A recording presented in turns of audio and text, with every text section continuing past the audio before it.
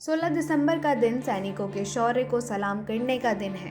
पूरे देश में 16 दिसंबर विजय दिवस के रूप में मनाया जाता है। इसी दिन 1971 में भारत ने पाकिस्तान के दांत खट्टे किए थे। भारत ने पाकिस्तान पर जीत का जश्न मनाया था। इस ऐतिहासिक जीत की खुशी आज भी हर देशवासी के मन को उमंग से भर देती है। विजय दिवस वीरता और शौर्य की मिसाल है। 1971 के युद्ध में भारतीय सैनिकों ने बड़े पैमाने पर कुर्बानियां दी। करीब 3,900 भारतीय सैनिक वीरगति को प्राप्त हो गए थे, जबकि 9,851 घायल हो गए थे। 16 दिसंबर का दिन देश के जवानों की वीरता, शौर्य, अदम्य साहस और कुर्बानी की कहानी को बयां करती है। आइए सुनते हैं 1971 के युद्ध में पाक को धूल चटाने वाले मां भारती के वीरों की विजय गाथा। विजय दिवस 1971 के युद्ध में पाकिस्तान पर भारत की जीत के कारण मनाया जाता है।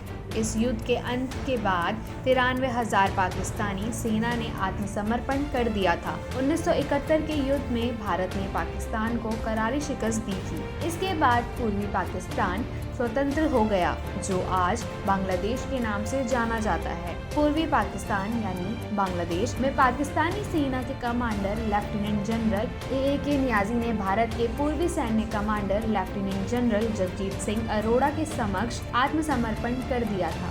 16 दिसंबर की शाम जनरल नियाजी ने आत्मसमर्पण के कागजों पर हस्ताक्षर किए। भारत युद्ध जीता। हर साल इस दिन को हम विजय दिवस के रूप में मनाते हैं। जनरल जेकब को मानेकशॉ का मैसेज मिला कि आत्मसमर्पण की तैयारी तुरंत ढाका पहुंचे। उस समय जेकब की हालत बिगड़ रही थी। भारत के पास केवल 3,000 सैनिक और वे भी ढाका से 30 किलोमीटर दूर। वहीं दूसरी तरफ पाकिस्तानी सेना के commander lieutenant general A K. Niazi के पास ढाका में 26,400 सैनिक थे। भारतीय सेना ने युद्ध पर पूरी तरह से अपनी पकड़ बना ली।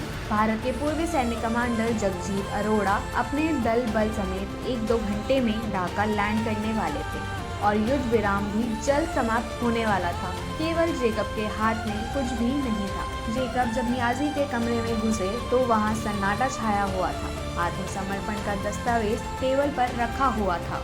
शाम के 4:30 बजे lieutenant general Jagjit Singh Arora helicopter से ढाका हवाई अड्डे पर लैंड किए। अरोड़ा और नियाजी एक टेबल के सामने बैठे और दोनों ने आत्मसमर्पण के दस्तावेज पर दस्तखत किए।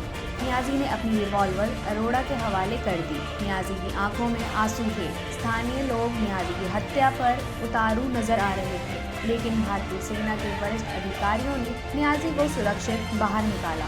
उधर इंदिरा गांधी संसद भवन के अपने दफ्तर में एक टीवी इंटरव्यू दे रही थी। तभी जनरल मानेकशॉ ने उन्हें बांग्लादेश में मिली शानदार जीत की खबर दी। इंदिरा गांधी ने लोकसभा में शोर शराबे के बीच घोषणा की कि भारत युद्ध जीत चुका है। इंदिरा गांधी के बयान के बाद पूरा सदन जश्न में डूब गया।